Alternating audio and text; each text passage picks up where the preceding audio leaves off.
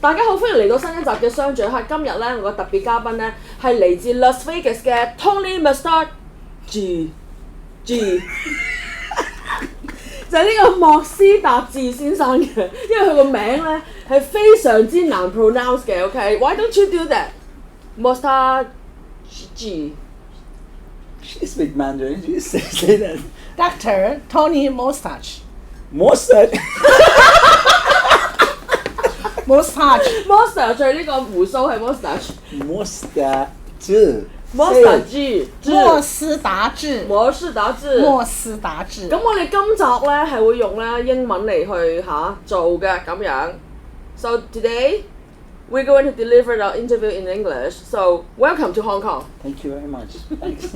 We laugh so hard and we almost can't stop laughing. I'm honored to be here. We're so happy to have you here. So Santa, why don't you introduce Tony to our audience? I just have a very deep feeling of a deep insight that this Tony, this Dr. Tony, he is really something special, because with a very high energy and always smiling, always a lot of love and laughter. So give me a very profound impression. Yes, that was the first encounterment with me and Tony last year. So we just finished the Hong Kong Make a Change this Sunday, yes. Which is like 2 days ago. Yes. And then in your section, you did the meditation for us? Yes. Do you still remember? Yes. The falling. Yes. It was so profound. I've been meditating for like over 20 years. I mean, of course I should not compare, but it was really something else. And everybody closed their eyes, and I was open my eyes because I need to know whether I'm needed and anything happened. So, and it was, my goodness, it was amazing. And then I looked at the other people, especially the people, those VIP in the first row, and someone's like, it's like that. You know that? You notice that? Yes. And I'm not going to name names.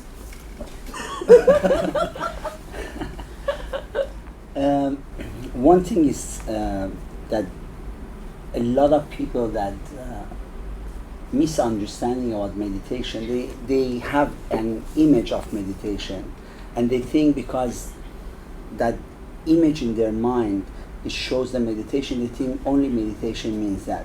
For example, if I tell you somebody is meditating, the first thing comes in your mind that somebody is sitting somewhere and closed eyes and quietly and sitting, and that you consider as meditation, because most of the people, when you talk to them, that's the image they have in their mind. Yeah. But in reality, meditation is a life itself, is awareness. So you can walk and meditate, you can eat and meditate, you can talk and meditate, you can kiss someone with passion and meditate, you can be with someone and meditate. As a matter of fact, those moments that you are completely present, maybe you enjoy a food, but not to just feel yourself, but appreciate the taste in the complete manner. You are meditating, you are there, you are in here and now. You don't think when you are enjoying something like a nice chocolate in your mouth and you go, 2 years ago something happened. You don't think about it, you just enjoy the chocolate, or you're not worried about tomorrow what's going to happen. That moment that you're tasting that chocolate, you are meditating, you're in the meditation mode. Now, when we explain this one, that meditation that I did it on 11/11 in Hong Kong, it was a meditation actually. When I was meditating, I wanted it to make another meditation to bring those who are meditating more in action, to make them, to throw them inside of themselves. And that meditation, because it's a fall, each meditator, they fall into themselves for the first time. That's why when you fall into yourself, suddenly all those emotions that they were hidden in you, suddenly it changes. And first of all, you feel you completely become empty out of what is your mind and your ideas telling you you are.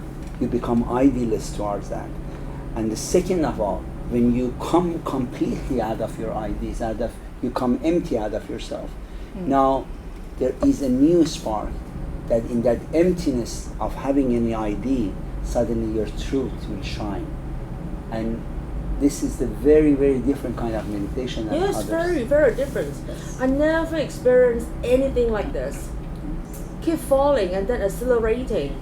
And even with my eyes open, I was like, when am I going to stop?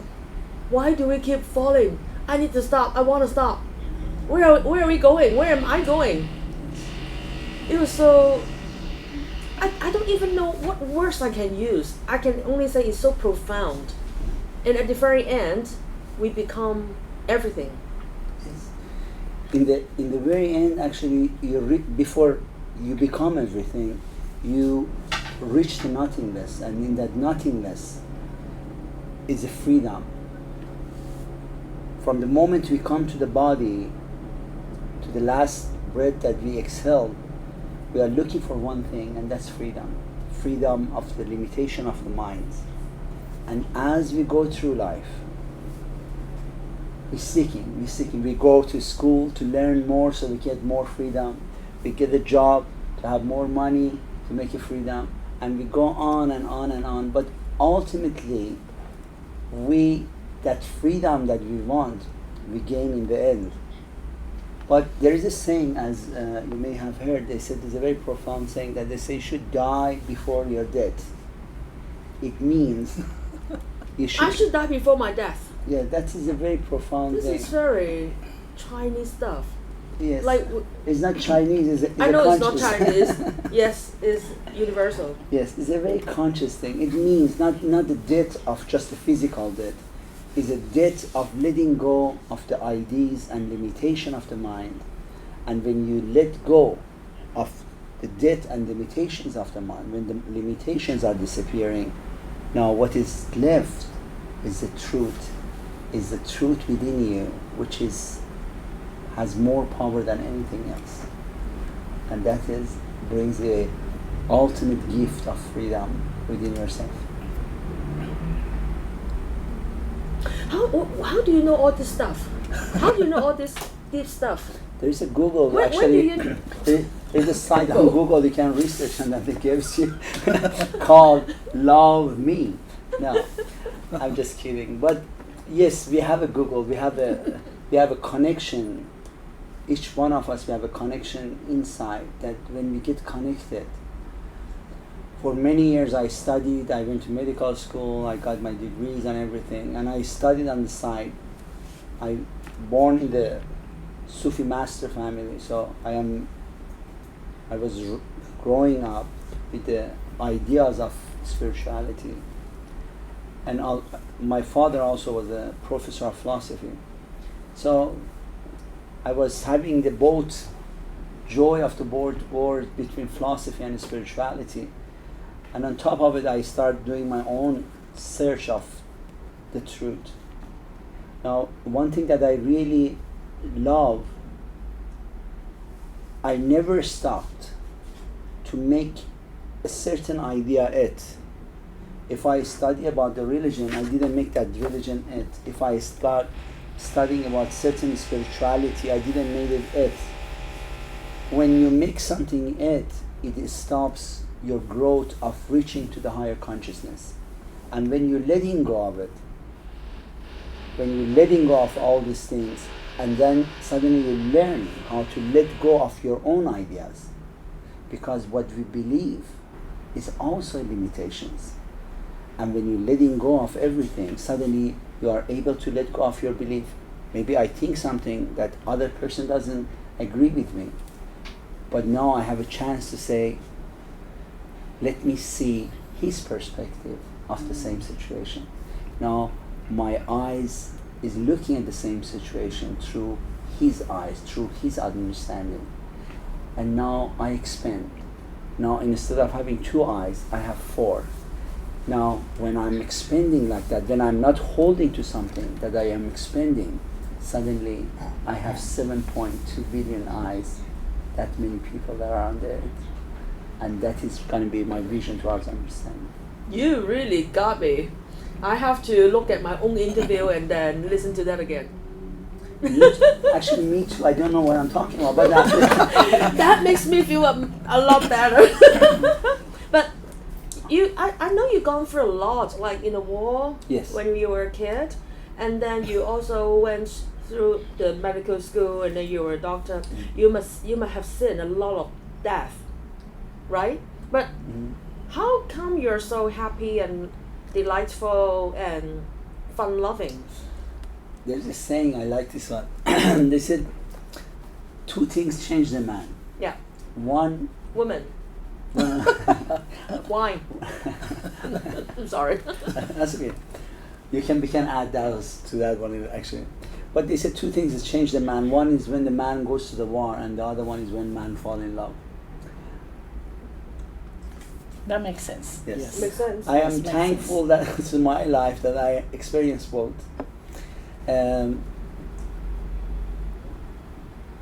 Seeing unpleasant things, seeing horrible things. Of course, it's not good.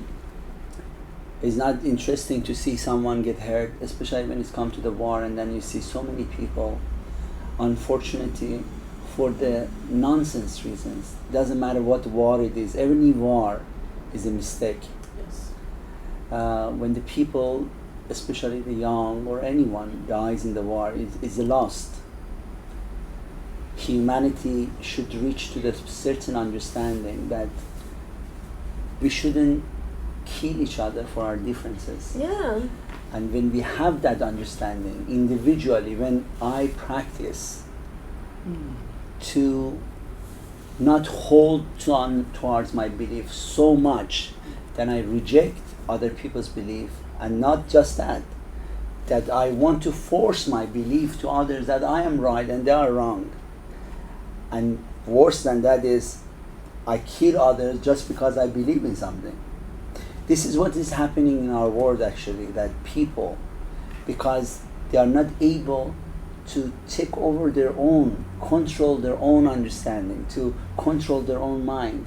Now they grab something as a belief and they push it all the way to the point of destruction of each other and the places that they are living.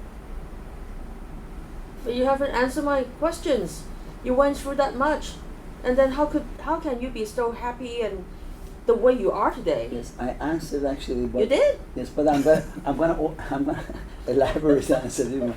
So is the individual. So some people, they go to the war, they see a certain scenery that is not a pleasant scenery. When they come back, then they have these problems. They cannot sleep at night. They have these post-traumatic things. Yeah. The And side effects. yeah, they have, and they go through their whole life. They are like they are angry. They are doing.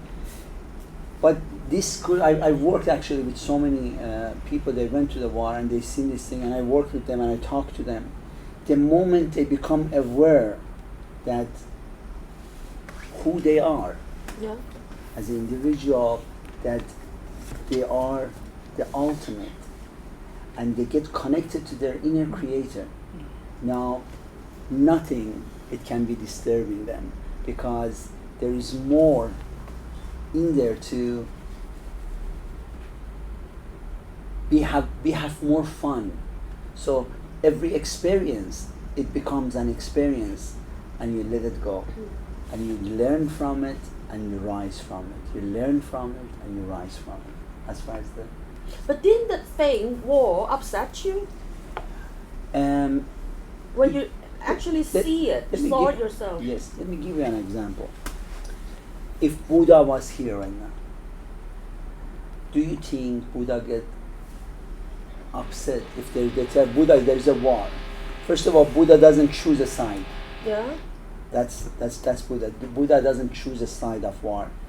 But war doesn't upset Buddha. Buddha is an observer. Observer of what it is. If you want the world peace, like all these spiritualities and all this nonsense going on sometimes in the world, that everybody, they are saying world peace, find the word peace in yourself first. Find the peace in yourself before you talk about it. Because when you find the word peace, I guarantee you, you see the world that you are living is going to be in the peace. The reason that you are not able to see the peace is because you don't have the peace. And I will tell you the story of my war. How did I survive? I was the only one who survived from my platoon. It was because of the same reason. I think I can explain it to you. Yes. So we have enough time to go? 仲有幾時間 4 minutes. Just go ahead. Just go ahead. Okay. 長啲。 It's a very Yeah, profound story. So Very let's, profound. first of all, I didn't choose to go to war. It wasn't my choice. It was because in the country I grew up, when you are in a certain age, you have to go and serve in the military. So I had to go serve in the military. It wasn't my choice of going to war and being against other people. So I was a medic in the military. And one night by those years there was no night visions. You know what night vision is, right? So it was a very dark night, and when we were supposed to attack the opposite group, the enemy as what they call it, I don't have any enemy, I don't see any enemy, all there is a friend. So as we were going, there was a hill in there, and in front of the hill was a minefield, and we had to go on the side to go above the hill, and suddenly by mistake one person went over the minefield, and in that moment that this person went over the minefield, when there is a dark night, when somebody put their foot on top of the minefield, this mine explodes, and usually the leg comes out, and then there's another interesting scenery, but the light, it projects to the sky, like it goes like almost like 20, 30 feet. You see this light is suddenly brightens everything. And then in that moment, when something like that, the explosion is happening like that, suddenly everybody, they lose the direction and they try to go hide. As they lost the direction of which direction they had to go, suddenly you were seeing one after another, they end up in the minefield, and the minefield was exploding. Ooh. Now, in the same time, that opposite military, they were looking at us, and then they noticed that we are coming, so they start to shooting with the heavy artillery. They were shooting us. And beside the minefield now is going on one after another. The people suddenly they start getting hit, because when they are on top of the hill and we are on the bottom, it's make it very easy target to hit the people. Yeah. Now while I told my friend, let's go at least towards closer to the hill. It was the huge rock in there. So I said we can go and we can go on behind that rock, so we could at least protect ourselves from the bullets that they were flying over us. So I went there, we went with my friend over there. Suddenly my commander is asking me for help. I notice he's on the ground. I grab him and I said, let me help you. And I noticed his kidneys was in my hand. Oh my God. I don't know. Oh. This is a little bit more too graphic. I'm glad that I have early lunch. Yes. So anyway, after that I left him. He died actually. And then I went back to see my friend again.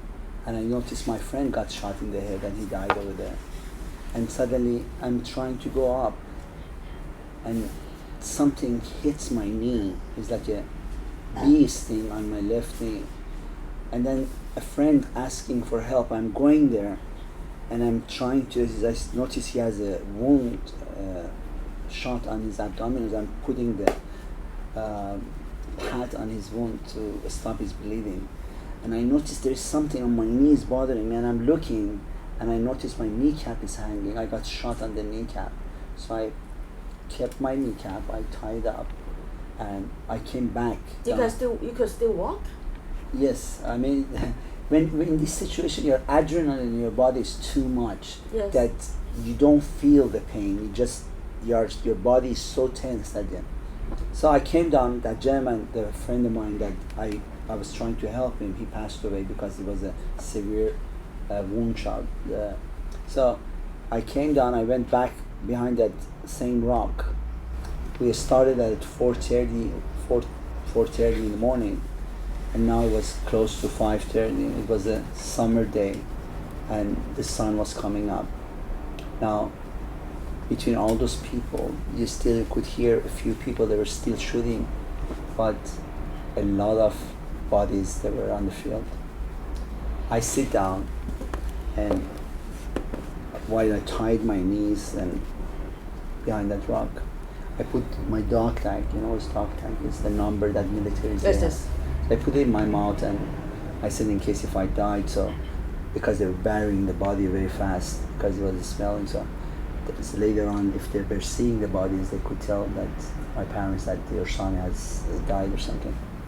So as I'm sitting and I'm looking at this beautiful scenery in the desert in the morning, it's such a beautiful scenery. When the sun comes, it's absolutely a phenomenon. A humongous sun is coming, and it's like kissing the desert, little by little. As I'm looking, now the opposite of the military, that the enemy or the opposite military, they could see there was people who were shot or wounded. And it was easier for them to just shoot the last bullet to them. And you could hear the bullets that were coming to the body, and then the body cavity, when something enters, it's like sucked in, something like that. Yeah. And you see there's another person's losing their life.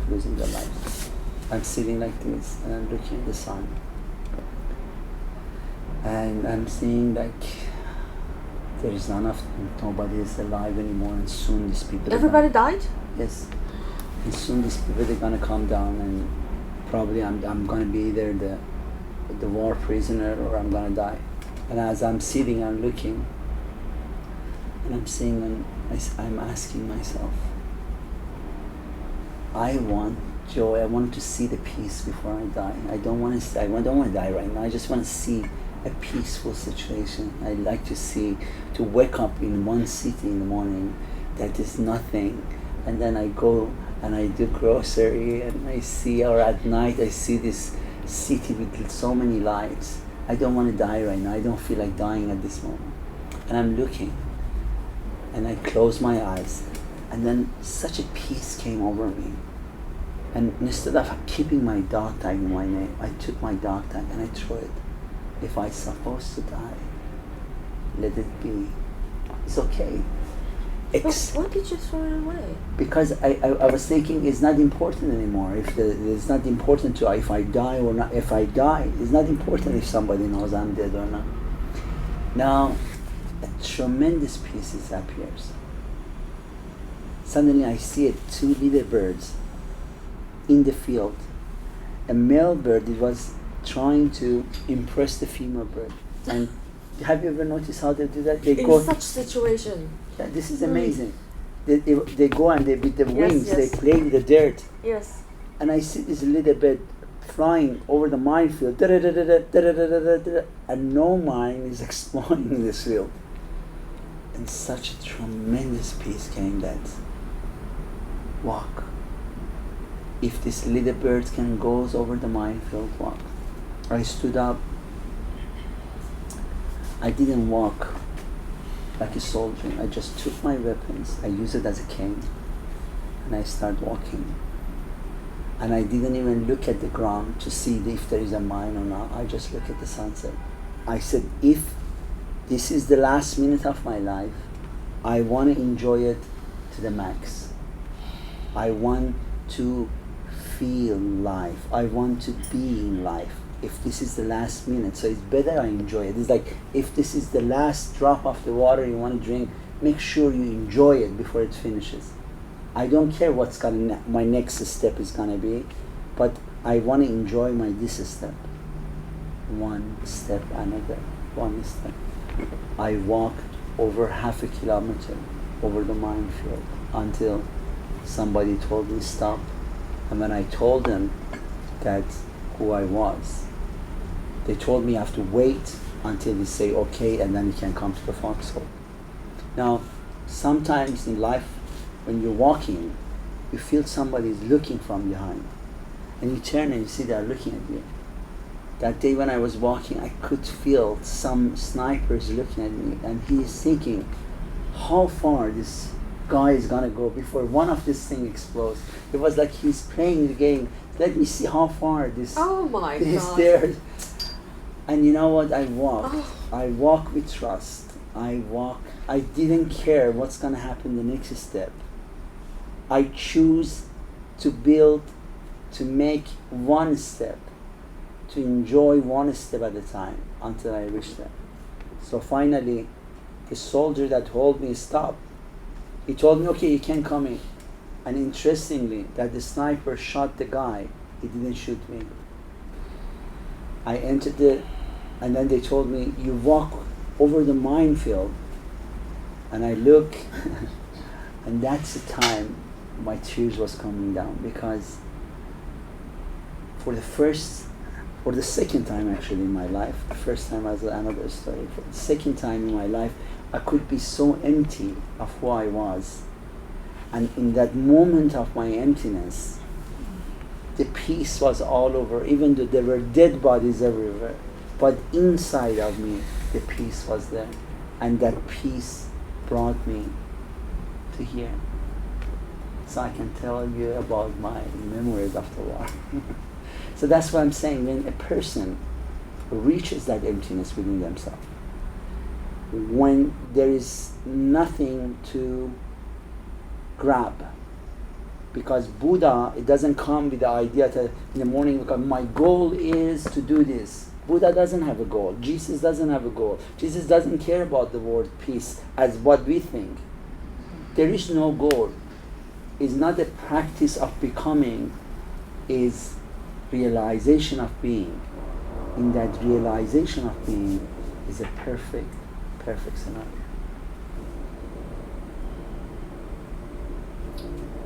I'm speechless. I always wanted to ask you about this story, but I really have nothing to say.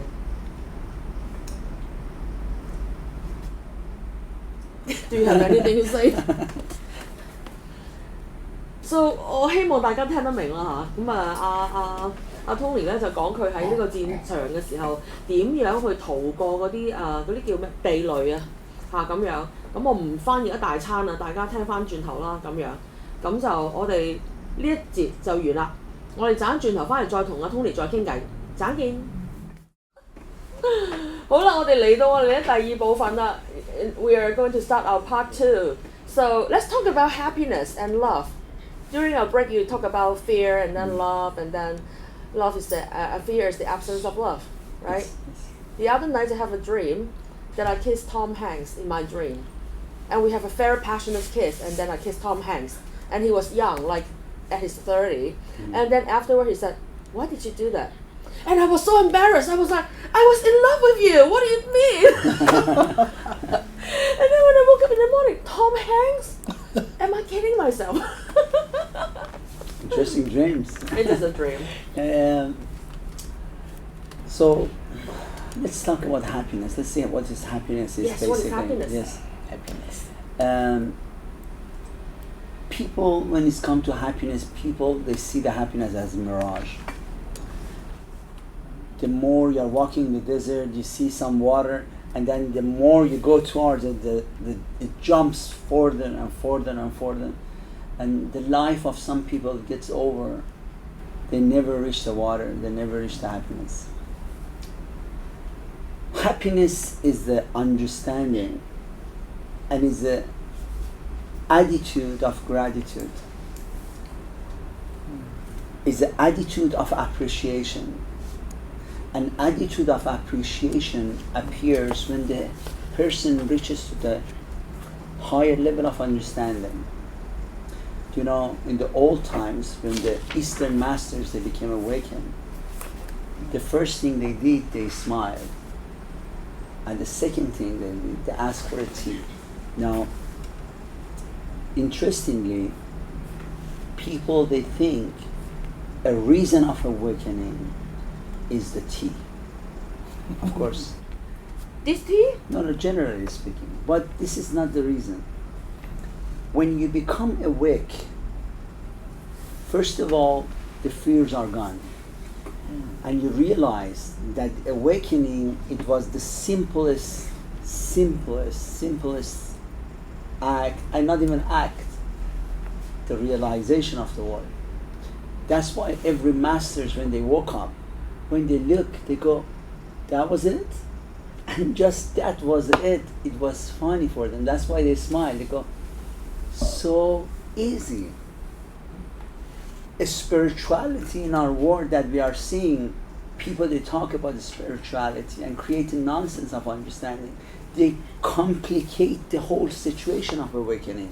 You have to do this, you have to do that, you have to do this, you have to do that, and then you become a lady. It's not like that. Now, when a masters they became awakened, they asked for tea because now they could appreciate the minimal thing. In those years, everywhere there were tea. Everyone had a tea. Now they go, let me have tea, or I like it in Mandarin. Let's 喝茶. 喝茶， 喝茶 Yeah. 我们喝茶。 Yes, let's Cheers. drink tea. Cheers. 干杯。干杯。干杯。 So now when he drinks the tea, he appreciates the smallest thing as a tea. People, they misunderstanding the effect of the chemical of the tea over awakening. Is not that nothing materialistic things. It could affect on your highest level of your consciousness. You already have every tools, everything that it takes for you to become awakened. But now we can sit in the different part of the world, different paths of awakening. When the Sufis they become awakened, they were dancing. And as they were dancing, while a dancer is turning and turning, suddenly the dancer loses the dancer. Suddenly the dancer is observing the dance, and in that moment notices that the universe is dancing, and suddenly that dance, the dancer disappears, and what is left on the floor is the dance of the universe. Now, in that moment, the same thing as the Eastern master, that they smile, they start smiling and laughing. Now, when one Sufi dancer was laughing, ha ha ha ha, it had a domino effect on the other one. Ha ha ha, it was like, and then the next one, ha ha ha, next one. And these people suddenly, the laughter is such a beautiful laughter, and then this suddenly a beautiful euphoria, a beautiful laughter.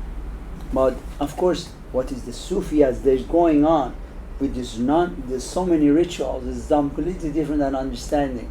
And what is the truth? Like the tea or something, the same thing, it's hidden under the rituals, the truth. The same thing with the dance of the Sufis also, is a hidden truth in there.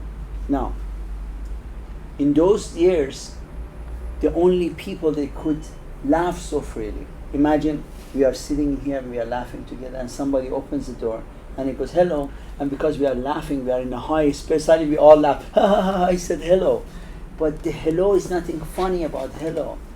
It's what is our energy and our this moment that we are in such a joy, we find that funny and we laugh more. So in those years when the Sufis they become aware, and suddenly they laughed, the laughter was so free that people, when they were hearing them, they were thinking they are drunk, because only drunk people they could laugh so freely. So they used to call the Sufi masters drunken, which is the word called mastan. Mastan means drunken people. Mastan, not mustache. Not mustache. You keep talking about the mustache. So this drunken people, when these people they were calling them drunken, they have this beautiful poem in Persian language about Sufis. It says, it's telling the ultimate, give me that kind of wine till I lose myself. It's not the alcohol, it's the wine of consciousness, it's the connection of consciousness to get you drunken to the drunken of love, to the drunken of awareness, to the point that I realize how a stranger I am towards my own limitations. We are speechless. Again. I still want my Chardonnay. Okay, so how about love? I love when people they ask me, they go, do you teach love? I go, no, I never dare to teach love, because love is not something that you can learn or teach. If you can teach love or learn love, you don't know what this love is to begin with. Love is something that is experiential. There are words that are experiential and they are not definable. In the East, in your culture, we have beautiful things. For example, Tao in Taoism is not something that you can learn or teach, it's something you can experience. Zen is not something that could be taught or learned, it's something experiential. There are also words that are like that. Life. I remember once one gentleman in one of my seminars, he asked me, he goes, Tony, can you define life?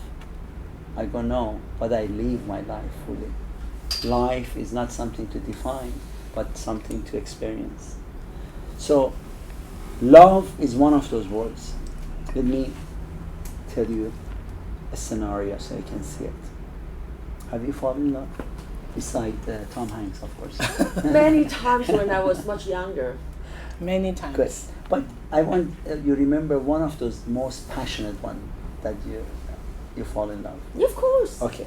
Of course. And look at this. When you fall in love, the moment you see the person, your heartbeat goes crazy. I mean, maybe the person doesn't know it when you love them, but when you see the person, suddenly you go, oh, there's a certain joy, a certain energy, it glows in you. Now, I want to tell you a story. This is very interesting. Imagine a young girl that is in love with a gentleman, and the gentleman doesn't know about that this young lady is in love with him. A sad story? I just I know it's very similar maybe to your stories, but I'm just giving an example. So this young lady is in the party, and the party goes on, and this gentleman is not there. She looks like a normal girl, and she's sitting, and suddenly the door opens up, and the person that she's in love with enters the room. As he enters the room, and when she sees him, the moment that she sees the person who she loves, suddenly this amazing glow appears in her. Suddenly this humongous smile appears. It's called hormones. Yes. Beside the hormones, that other thing, the smile appears on her face. A certain joy that it cannot be described. Her heartbeat goes up, and she blushes in certain ways. Now, 5 minutes ago, she was a normal girl. 5 minutes later, when you're looking at her, she's a beautiful girl. She's a gorgeous girl. People notice these situations. They look at her, they go, what did you do? You look so different, you look so beautiful. All of a sudden. Yeah, because of that energy of love. What did you do? You look so beautiful. And as this goes on, and then suddenly she feels more beautiful. She's like so happy and exciting and noticeable. Now imagine this one. If that gentleman come across and ask her a question, like imagine one of the Tom Hanks and comes across the party and comes and goes, Esther, can you do me a favor? What is your answer gonna be?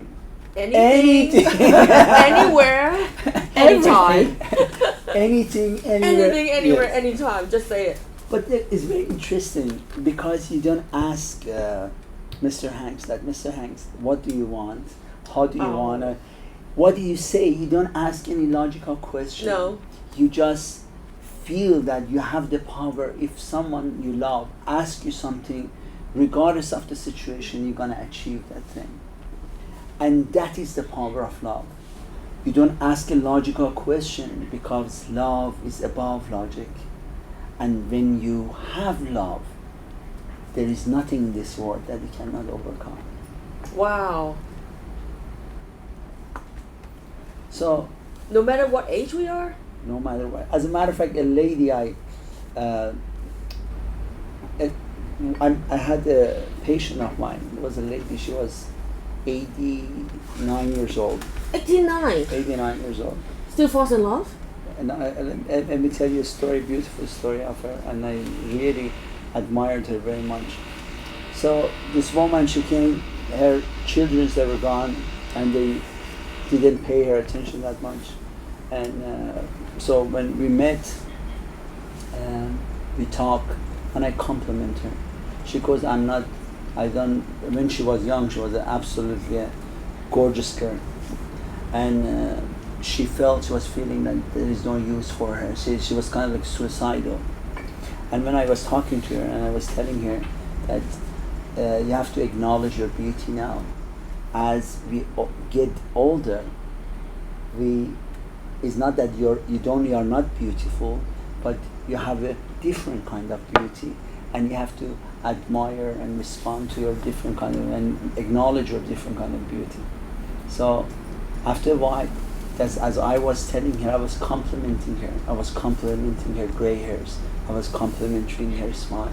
I was complimenting the way she was walking. She got filled up so much with love. The next time when she came, I couldn't believe that the woman, she was suicidal. The next time when she came to my office, she was absolutely a gorgeous woman, a gorgeous old lady. She put the makeup, she put her jewelry, and she came, she goes, Tony, you know what? I feel so beautiful. Not because I said, I just share my love with her, but she understood that when she acknowledged her own beauty and loved herself for who she is, suddenly that glow of the energy again appeared in her.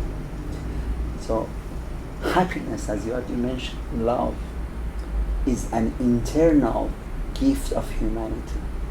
If you are not happy with what you have, if you are not enjoying of who you are, you're never able to experience the happiness truly. If you are short, be happy with your height. If you are tall, be happy with your height. If you are skinny, be happy with your skinny. If you are overweight, as what people think, be happy. Be careful about that. No. I'm talking. Just kidding. Be happy, not be careful. But Yes. what I'm saying, regardless of the situation, is when you admire yourself and you love yourself, now the happiness begins. And that is what is happiness is. Not I look like Tom Hanks in order for you to love me. I want to be Tony and you love me the same way. We love you. So love doesn't stop when whatever age you are, and it just goes on and on and on. Of course it does. No, is the biggest mistake if you think love stops. In an older age, you have a better understanding of love. If you worked on your consciousness, if you walk towards your consciousness, at the older age, your love is tremendously in a higher joy. How do you know you're not that old? How do you know I'm not? But how different? How different? Yeah. Because you are aware of it. You see, as you said, first of all, there is a misunderstanding of love. People, they think love, they put the love and then they put the sexual attraction as love. They think that if somebody say, I love this, it means sexual attraction. I remember my nephew. So it's not. No, it's not. Just kidding. It's a part involved in the. But I remember my nephew was, every time I was saying I love this, he goes, you want to marry it? You want to marry this or marry that? So, because every time he was in love, he was thinking it has something to do with marriage. So I was saying I love ice cream. Go, you want to marry the ice cream? No, I don't. Yeah, good idea. So this is the understanding of a lot of people, that they think that when you say something about love like that, it means that. But no, when you are in the older age, when you have a partner in life, when you have a companion, like if you are a German is 98 years old, which I met, and I met another was living with a lady. She was older than him. It was like in 90 something, 99 I think, and they were holding hands while they were on the wheelchair or something.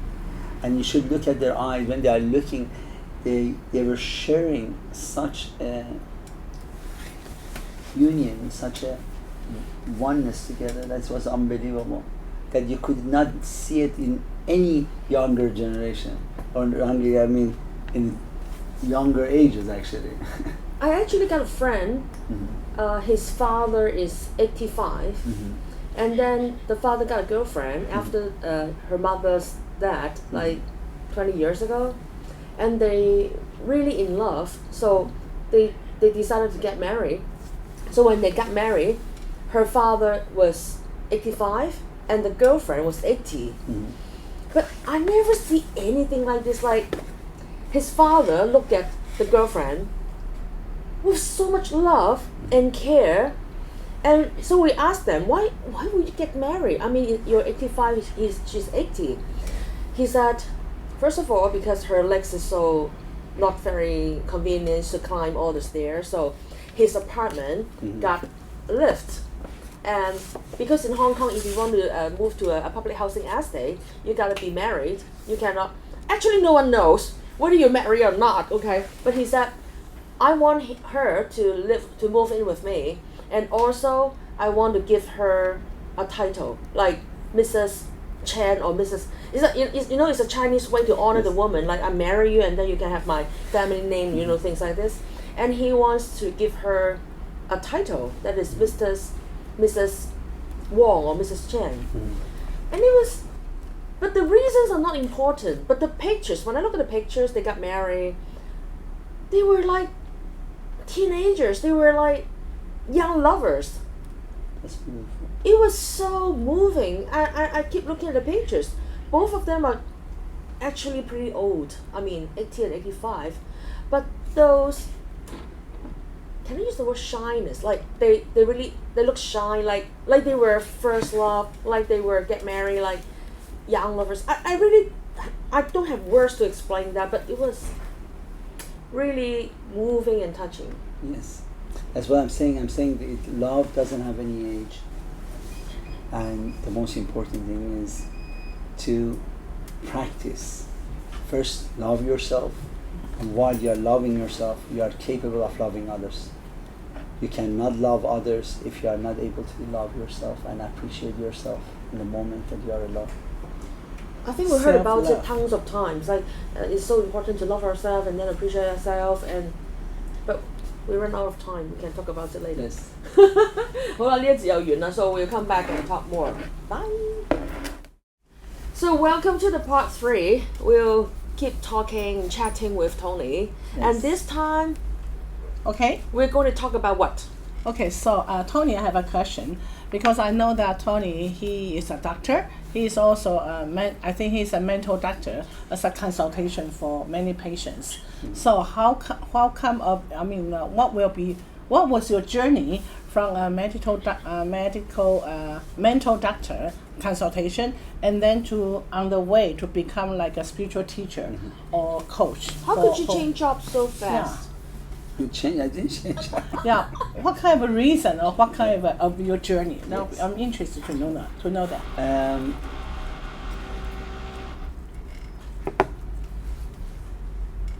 From the beginning, I enjoy to search for the truth. Now, when we have to explain this one from the beginning, so you can see that in the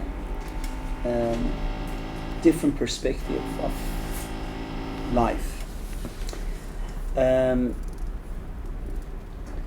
We consider ourselves as creation, but inside of us is the creator of this creation that we have in the outer layer. Our outer layer is what the ideas are.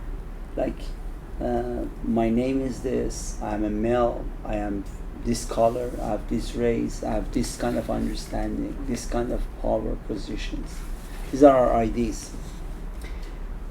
But the inner creator that is within us and the creation that is the outer layer. They are not two things, they are one. From the moment that humanity starts shaping, the biggest mistake for humanity was to see themselves and the creator within separate. What does that mean? It means the creator and creation is the constant flow. Now we start from a very simple logic and we continue on top and we build on top of it. If the creator doesn't create, is it still considered as a creator? No. No. So the creator so the creator is just a half of the whole equation. And if there is a creation, for sure there is a creator. Now, the combination of both, when the creator and creation, the reunion, when they melt in each other, that is neither a creation or the creator, and at the same time is both and then more, there is a spark. In that spark of consciousness, you cannot name that spark. You cannot say, give a name, God. Any name that you give is not vast enough, is not powerful enough to cover such a truth, to cover such an amazing understanding. Now, when the humanity look for the God, because when we talk about God, most of the people consider as a creator, the half of the whole equation. When they see that creator out of them, they got misled. So the word God was the biggest mislead for understanding and consciousness. But when a creation, instead of looking outside to find the God, go to the mountain to find the God, go to the temples, church, mosque, anything like that to find the God. Instead of going to there and come back and see inside, see the one is inside, that is the time that creation and creator become one. Interestingly, all the masters, they told the people the same thing. Let me start with Jesus. Jesus said, your body is the temple of God. Mm-hmm. What does that mean? If there's a temple, there is someone in it, the creator. So if your body, the creator lives within you, you have to come in. Don't go out to look, but search within. Buddha said same thing in a different way, but it's the same thing. He said, don't look for the path, be the path. When you looking outside for the path to find, you are misleading yourself. You become a followers. And when you become a followers, you become a slave of someone else's ideas, beliefs. But when you come towards yourself and you find yourself, you find that freedom. One offers you towards outwardly is a slavery, towards inwardly is a freedom. Now, as you were mentioning as this, that I was, from the beginning, I was interested in the freedom. Now, I searched, as I mentioned that before, I never made anything yet. I read many books. I read a lot of books. As a matter of fact, when the revolution in Iran happened, I was a student, and because the streets, they were not safe, we couldn't go out of the house that often. So we had a lot of books at home. My father had a lot of books, so I was reading all of them, and then I was getting more. I remember when I was a kid, my father used to give me money to take a bus to go to school, and then I didn't come from a rich family, I came from a middle class family. So I used to walk to school, save my money, and then with that money I used to go buy books so I can read more. One thing that I liked, it was all the books that I was reading, I was not reading to become a slave of them. And most of the books that I read, if you look at my library that I have, Every time I read a book, I write a lot of things in different pages. So all my books is full of my writings, because I didn't just agree for the sake of agreeing. I was saying my own opinions. I was saying my own awakening. I was saying my own understanding, not the writers. Writers has his own understanding, but I was writing my own. Now in this way, as you become fuller but not attached to any certain understanding, you realize the silence is the best teacher of all. I have learned, I have realized, I have become more full from the silence than any other teachers and any other books that I have read. Now, after I got degrees, but when I see in my silence that there are so many things that I discover far behind books, that gives me a joy far behind any degrees or anything. Now, they suggest people to don't read books. I'm absolutely against that. Reading books is great. I still read a lot of books. As a matter of fact, the people they know me, I read probably a few books a month, if I have as much as I have time. But I never make a book, this book it. There is a saying, actually, I don't know which philosopher was saying, that they said, don't be afraid of the people they have a lot of books in their homes and read. Be afraid of the person who has one book and thinks that book is holy, because it doesn't grow. It's something that stopped growing, and because it's stopped growing, now that belief, it becomes very poisonous to himself and the society. So regardless about the question you asked, in life I noticed that for me, more than any degrees, more than anything, what brings me joy is that higher understanding and ultimate freedom that I find and I practice and I enjoy myself. Now, why I am sharing, I don't teach people anything. I don't disrespect anyone. The world has enough teacher. And if somebody become aware, the Buddha is not a teacher. The Jesus is not a teacher. They share understanding.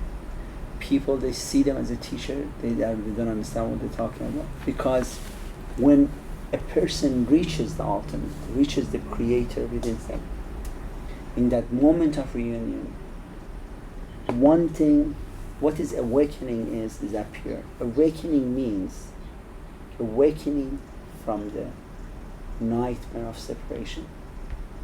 They ask Buddha, what are you? Are you God? Are you prophet? He smiles, no. What are you? I'm awakened. What does that mean? You mean the whole world is sleeping and you are awakened? Yes. I am awakened of the nightmare of separation. The moment that the reunion of the creation and creator happens in someone, one thing they realize, that they are the only one and everyone is one. Now, Sufis, they have these beautiful things. There's a poem, they go, دیوانه نیم من که روم خانه به خانه. It means I am not crazy that I go and I knock every doors. Now, when the Sufis, they say lover is the creator within, and is ultimately that reunion. Suddenly, when you love the lover within yourself, the lover, the creator, suddenly every face you realize is the face of the lover, is the face of the ultimate.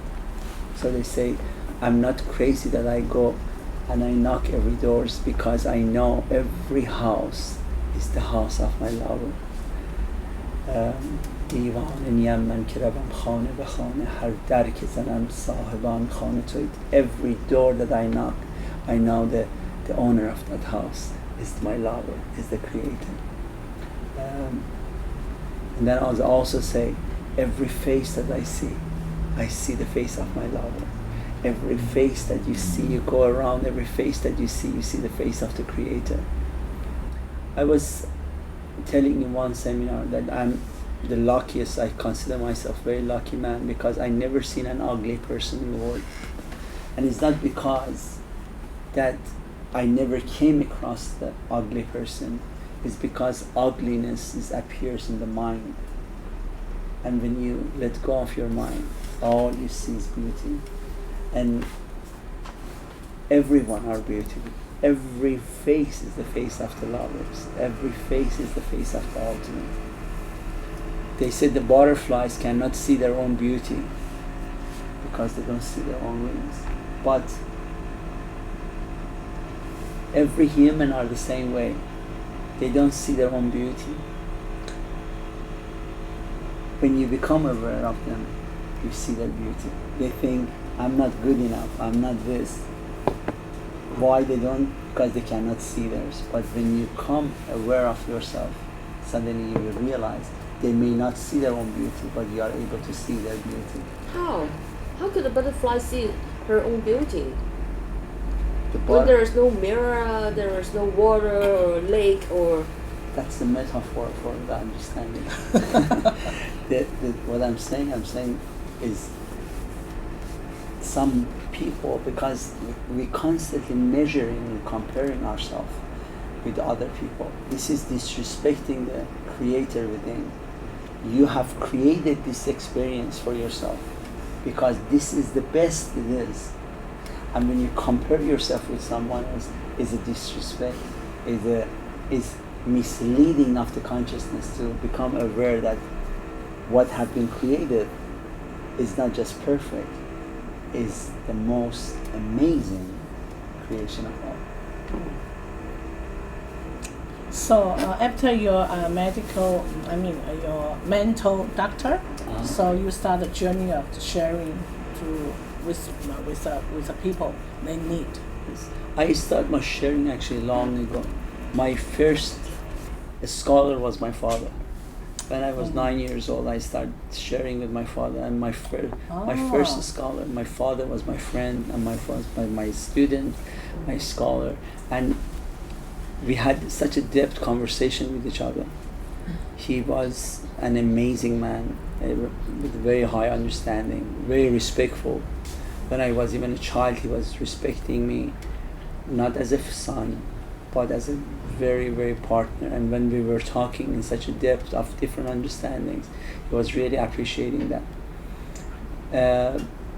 But later on, when I came to States, I taught Course in Miracle. I taught a little bit about this different understanding of Sufis. This is like 30-something years ago. And later on, then I started sharing my own vision of what I touch in my own heart. Those things that was mine, my own experiences, not to teach, to share. And it's going on since then. So you just mentioned about the creator and the creation, so as a human being. So how can we really merge them together? So the merge is self-love. You have to love the outer layer. As you love the outer layer, you get connected with your inner layer. If you say, I'm not good enough, I am not beautiful enough, I'm not smart enough, I'm not healthy enough, I'm not rich enough, all this not, you're never gonna come inside. When you want to enter the ocean, you have to go through the surface. You cannot just dive, not go to ocean without going through the surface. You have to accept your humanity before you reach your divinity. Religions and all this spiritual nonsense that people they share sometimes is really mind-boggling, that they go, you have to ignore your humanity in order to reach your divinity. This is never gonna happen. You have to accept your humanity completely. You like food, eat food. You are part of your being is to be human. And people, when they ignore the woman, if I ignore the woman, I become spiritual. Nonsense of all. Because you're telling this whole ultimate made a mistake. If it was like that, there was no female animal. It just was the male animal. What is that supposed to mean? the whole nature, you go against the whole nature because you think you're going to be a spiritual if you don't talk to a woman or touch the woman. This is nonsense. And this kind of understanding, it's holding the mass conscious understanding, because when some people they think that way and then everybody think that's the right way and nobody will ask why. And this is the but when you accept yourself from outer to inner, this is me, I am human, I drink, I eat, I have certain needs mentally, spiritually, physically, and you don't deny those, and you love yourself for everything that you are. Even your failures are perfect. When you come in and you say to yourself, I love me, by loving yourself. These 3 words is the most powerful prayers of all. It's the prayers of prayers. It's a bridge between the creation and the creator. As the creation say, I love me, as you take one step, you don't know that you are the creator. You're just trusting this journey. But the creator within you knows that you are him. You take one step as a creation towards the creator. The creator takes million steps to come and hug you, to embrace you, to become one with you. And ultimately, when they both reunion, the most beautiful spark of consciousness appears. That is nameless. So I guess it did to you. Excuse me? I guess it did to you. You went through that to say it. Yes. And yes. Yes. And I won't say I'm jealous, but I'm jealous. But you are jealous of something that you don't have. Yes. In reality, there is not even one person in this world that is not capable or not having the same spirit, this experience. So you could be jealous if you didn't have it. But when you are the nameless, like so as every 7.2 billion people, there's nothing to be jealous about. It's something for you to look forward and experience it for yourself. I think the last thing you said is somewhat comforting to me, because as I play a much bigger game, I think the fear becomes greater every day. Like, I don't know what's going to come to me next. When I was younger, or much younger, in Hong Kong we were taught to pursue our success in material success and then fame.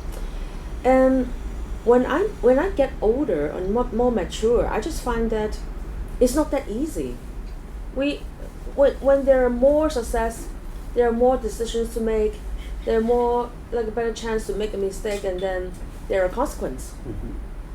So the last thing you said, I cannot comprehend right now, but that when the creator comes over or get close to give me a hug, or how do you say it? How do you put it into words? Embrace. Then I don't have to work so hard, right? No. It's the most effort. That's why I said the most of the masters, when they became awakened, they noticed, they realized how easy was it. And that's why they smiled, they laughed, because the fear was gone. It was so easy for them. They noticed it was so easy. Yes. Okay. So I want to ask you another question. When you mentioned about, like, the outside is like a creation, Yes. outside, and inside of the core is a creator. Yes. So often we search outside, we do a lot of things. It's like a more of a becoming. But inside is a creator, it's like the true being. So the outside and inside, we are just trying to do our best and then to be the best we can. That is so-called the outside, the creation and the becoming. But when we do a lot of things, but that doesn't mean anything, because we are not getting there. We're not really getting the insight or enlightenment of the true being. So the true being as a creator is effortless. It's nothing to do. Just be. Okay. Sorry. There are 2 different levels of understandings. One is to be, realization of being. One is to become. Spirituality and religions is to become. You are not good enough to be. You have to become good. You are the sinners. You have to become don't do sins. I remember once I was in the church, and a gentleman came and the preacher was talking. He said, "We're all sinners." I raised my hand. It was a big church, and he tried to ignore me. I go, "Excuse me," and then finally he had to pay attention to me. He goes, "What?" I go, "Sir, with all due respect, if you say you are the sinner, I don't think so, but I do not disagree with you if you say it. You can say about yourself, you cannot say about me, because I am not the sinner. I have a lot of love." He goes, "No, I mean we all, our heart is full of sin and bad things and stuff." I go again, "Excuse me, I don't know about your heart. I mean, I know for sure your heart should be very nice and clean, but if you say so, I don't disagree again with you. But you cannot talk about my heart. My heart is full of love, and there is nothing except love in here." So they kicked me out of that church. That's what I asked. So what would you do? Of course they would kick you out. So they kicked me out of the church, but I stand for the truth. If I'm the Yes, only one yes. in the whole world to stand for the truth, I was one time, I was invited. Did you go again? No, I was invited in one place that they were teaching about the Taoism, and they asked me, "Tony, would you tell us about the Taoism? What's the difference between Taoism and other religions?" I go, instead of telling about the difference, I like to talk about the similarities. And then in the end, they asked me, "What do you think about teaching our teachings and stuff?" And I said, "You don't want to know." They said they want to know. So I said, "As you know, in Taoism it says Tao is not something that you can learn and teach. So it means you should close your place." But you see, I can go and show my ego that I'm a good person and I agree with your what you are telling, that is putting the people in more dream and dream of the separation. Or I can tell you the truth and stand for the truth, which is love. And even it's not my word, it's what the words they're teaching. Tao is not something that you can teach and it can experience, but you cannot teach and learn. It's something that internal. So if I tell them, yes, you have a very good school and you have teaching very good, it doesn't work, because I'm telling the truth. I'm just transferring the truth and love. In life, if I am the only one who stands for the truth, for me, I will stand. Because when you reach your own ultimate truth, nothing worth more than standing for the truth for yourself, because you are the nameless, and that's what it takes to understand the higher love. I think that's for today. Thank you. I'm honored to be here. We can talk forever, I think. I'm still speechless. Yes. Usually I have a lot to talk about. Oh, anyway, so 咁啊好開心啦！我哋今集咧就同我 Tony 咧傾咗3 part 曬，咁we have to say goodbye, and I'm still in a lot of, I don't know how to explain it. I got a lot of things inside of me. They call it Gratitude. La La Land. I was thinking gratitude. Yeah, I'm just joking. Okay, it's time for us to say goodbye. Thank you. Bye. Thank you. Bye-bye. Bye. Bye.